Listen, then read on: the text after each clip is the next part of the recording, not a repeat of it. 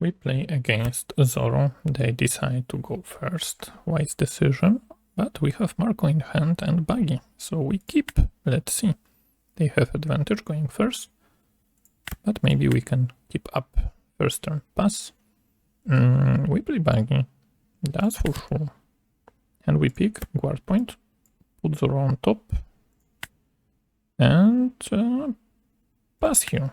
Actually, maybe better play here was Flamenco, but I was a little bit excited to play Buggy to maybe combo next turn. Yeah, but Izo is here, okay. So they pick Izo, play Izo, and play Marco. So what we know is that next turn Buggy is dead. That's for sure. We draw. So what can we do here? Actually, it's interesting because we can do some damage here. Do we want to go? I mean, Buggy is dead anyway, and that might be a problem. Let's see. Let's go 5k. Let's hope it's not a trigger. Oh, they even counter here. Okay, so now. No. We go 6k. And then, because we know next turn is Marco, we play Zoro and we swing with Zoro. So the point here is that the idea is... Okay, no trigger. So idea is now that Zoro cannot attack into Buggy. Makino needs ton investment, so it's tough. And they really want to play Marco this turn because we are playing Marco the next. And they really want to play Marco to KO Buggy. Sure, they can go like that. Push Buggy. Now here's the question, because the only thing they can play is Vista to pop him. And they can push all those 6k here and play Vista and maybe clean the board. I will take the bite here. Put the 2k in front. So Buggy should be safe unless it's Vista. And it's not Vista, it was some kind of bite. So next turn we are fighting this board. And done, okay. So Fairy Doll must be careful. Plus 4k, 1000 power. Plus 4k power to leader. Drew Otama for 2k counter or to reduce our Marco next turn. And they go 6k here. And I would say in this matchup, Otama might be important, but we already have Flamenco in hand. And it's additional target for Marco that they need to decide. So, okay. And now we have interesting turn. Now we have really interesting turn. Like they cannot really do anything else here. We are swinging for free into Izo. We are playing Marco, that's for sure. And probably we pop another Izo as well, just to force them to decide. But we are on 6. We are on 6 Dawn. So not much to do here. Let's draw. Okay, that's interesting. That's interesting because they kind of want to play Marco next turn, but on the other hand we give them a lot of targets if we play Zoro now. So let's see first if they defend.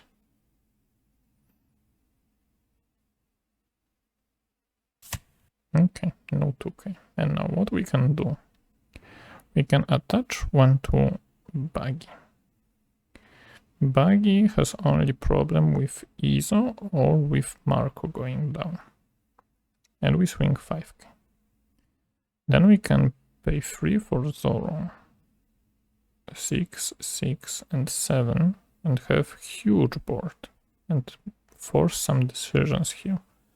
Or we can just play Next turn is 7, right? So we can just play Marco down, pop Izo, and force them to play Marco to pop Buggy.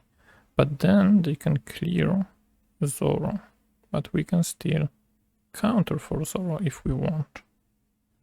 I think playing Marco here is really important, and also swinging with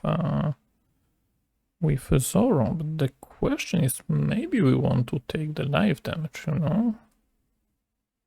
And keep Zoro for push next turn. That's also an approach, but if we pop Jet Pistol here, then it's a problem. So 6k lead, and we still have another one in hand, so I think it's okay. We push even more. Okay. But the point is that Buggy is standing.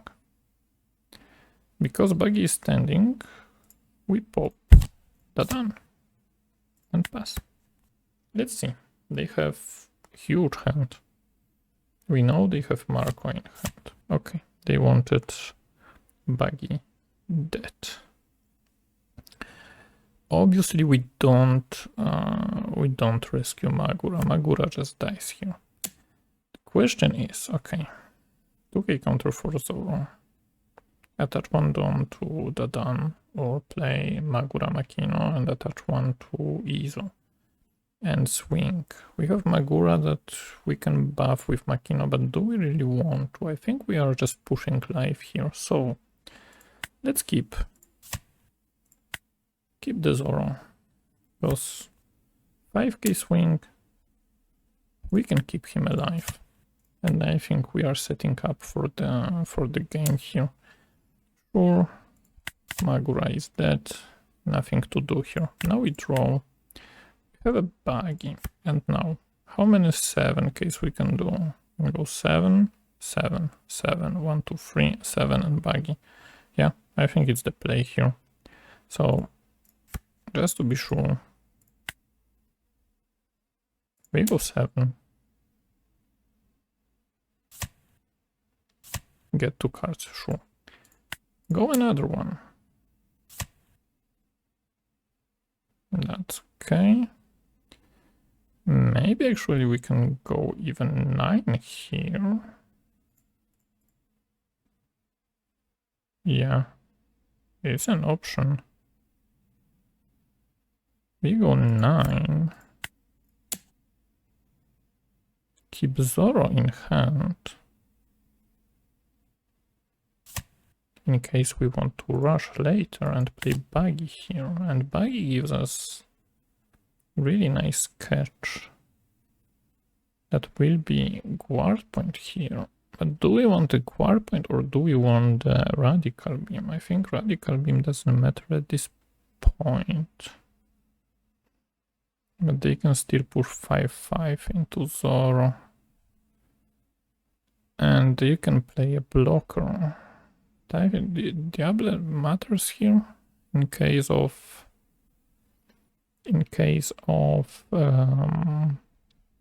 yeah, Zoro is dead anyway, so we pick Diablo and then we decide if we want to protect our Marco this turn or if they decide to go for life actually. Let's see. We have still some turns to do the push. Okay, 7k swing, 9k swing into Marco. Okay, we know that Zoro is dead for sure.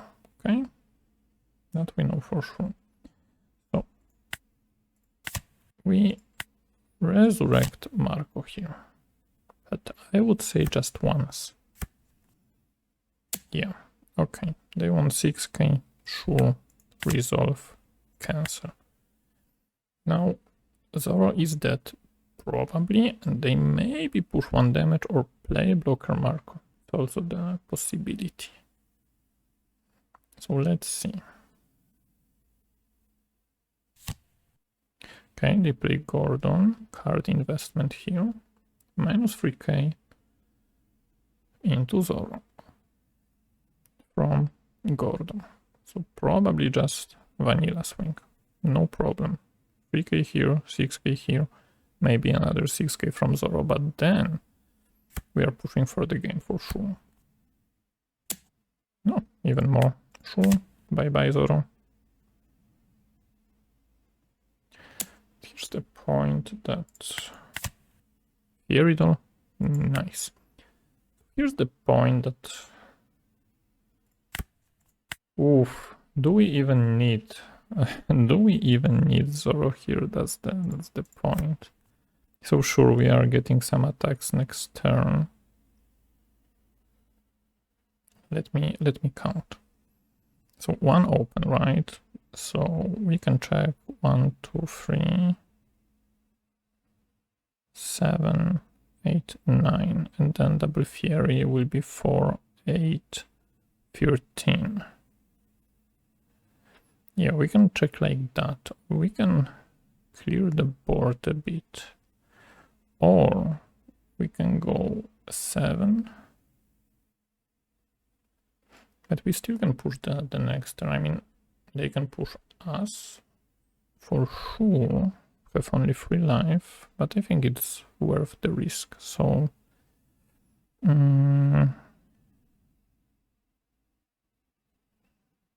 or actually, we can leave 2 turns if we clear.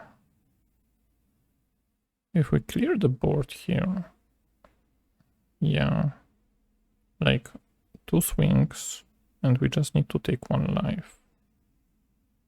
Yeah, it's unnecessary risk in my opinion. So what we can do here, we go 5.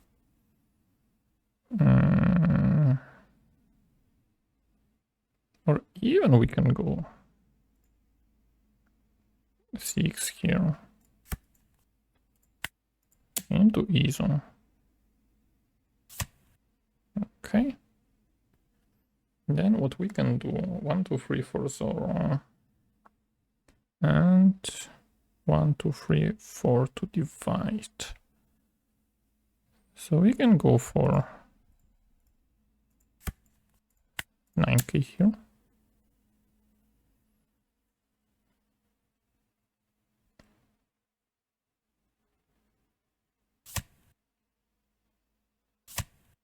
Sure. Okay. So now it's tough because 3 swings plus a rusher maybe, but we probably draw something. So I think it's more important to push live here, just in case that they decide to go for the blocker here. So let's see. We kind of show our plan here. Okay, they take pass. So yeah, that's the big point. So now it depends. If they have a rusher, it might be bad. So that's the first point. Second point, yeah, 5k we take, 6k probably we take, 7k we take, and then the rusher takes the rest. But they don't know. I think they know only one Fieridol. So it's a bet here. Okay, they go high. 8k leader, okay, they don't know. We take. Okay, we have a 2k. What do they have? What do they have? Blocker Marco, maybe. Okay, 10k. Sure. No trigger. Is it Blocker Marco though?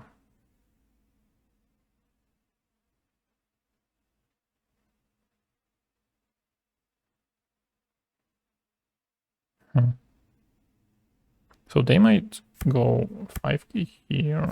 Oh, okay, 7k. That's huge. Okay.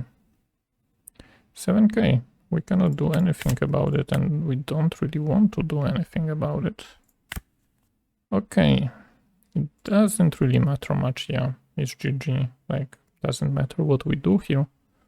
Would be win. And also, that's why going first is so important, because when we go first and we can play 5 cost Marco first, we are putting a lot of pressure on board. Sure, at the end of the day, it's dead, but still the work it puts, basically your leader is a 6k, so high down investment to even attack into Marco. And if they over invest and we are like, okay, you swing 8k, we let him die, and we just sacrifice some random event and he's back. So good luck, yeah. But yeah, at the end of the day, we won. Was a little risky, keeping 3 no counter power events in hand, but it was worth it. So thank you so much for watching. See you in the next video. Take it easy.